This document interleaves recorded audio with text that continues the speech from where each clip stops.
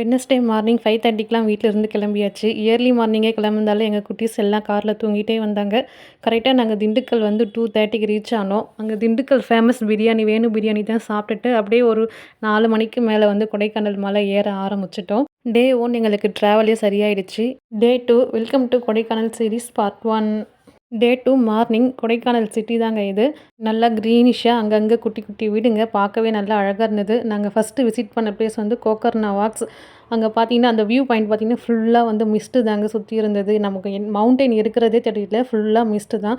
அங்கே எல்லோரும் நாங்கள் கொஞ்சம் ஃபோட்டோஸ் எடுத்துகிட்டு பில்லர் ராக்ஸ் பிளேஸ்க்கு கிளம்பிட்டோம். அந்த பிளேஸ் பார்த்திங்கன்னா ஒரே ஒரு கல் மட்டும்தாங்க, கீழே இருந்து மேலே வரைக்கும் ஒரே ஒரு கல்லால் ஆகியிருக்கும். அது பார்த்து முடிச்சுட்டு அதுக்கப்புறம் சூசைட் பாயிண்ட் போயிருந்தோம். சூசைட் பாயிண்ட் வந்து கொஞ்சம் மொக்கையாக தான் இருந்தது, ஃபுல்லாக க்ளவுட் இருந்தது, எதுவுமே தெரியல. அடுத்தது நம்ம என்ன பிளேஸ் போகணுன்னு பார்த்தீங்கன்னா எல்லோரும் எதிர்பார்க்குற ஒரு பிளேஸ், எல்லோரும் விசிட் பண்ணணும்னு பார்க்குற பிளேஸ் பார்த்திங்கன்னா குணா கேவ் தாங்க.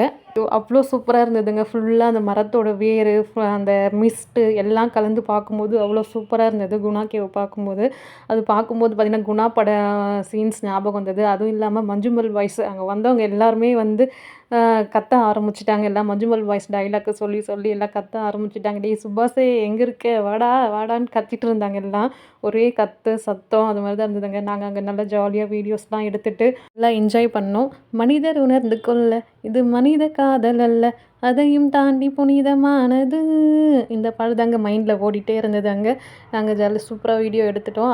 அந்த வீடியோ எடுத்ததை பார்த்துட்டு எங்கள் குட்டீஸும் வந்து நானும் அந்த மாதிரி வீடியோ எடுக்கணுன்ட்டு என்னோடய பாப்பாவும் வந்து அப்பா கூட வந்து அந்த மாதிரி கையில் சுற்றி நல்லா வீடியோ எடுத்துட்டா.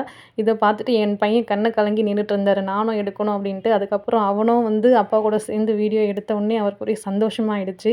மார்னிங் பார்த்தீங்கன்னா மிஸ்ட் இல்லாமல் கொஞ்சம் நல்லாவே இருந்ததுங்க. ஆனால் ஒரு 12 மணி ஆன பிறகு ஃபுல்லாக மிஸ்ட்டு. பக்கத்தில் நம்ம கொஞ்சம் டிஸ்டன்ஸில் இருக்கிறவங்க கூட தெரியல, அவ்வளோ மிஸ்ட்டு வந்து நல்லா இறங்கிடுச்சு. நாங்களும் ஜாலியாக அழகாக ஃபோட்டோஸ்லாம் எடுத்துகிட்டு இந்த கிளைமேட்டை நல்லா என்ஜாய் பண்ணிட்டு இருந்தோம். இந்த கிளைமேட்டுக்காகவே நாங்கள் கொடைக்கானல் போயிட்டு இருந்தோம். ஜாலியாகவும் என்ஜாய் பண்ணியாச்சு.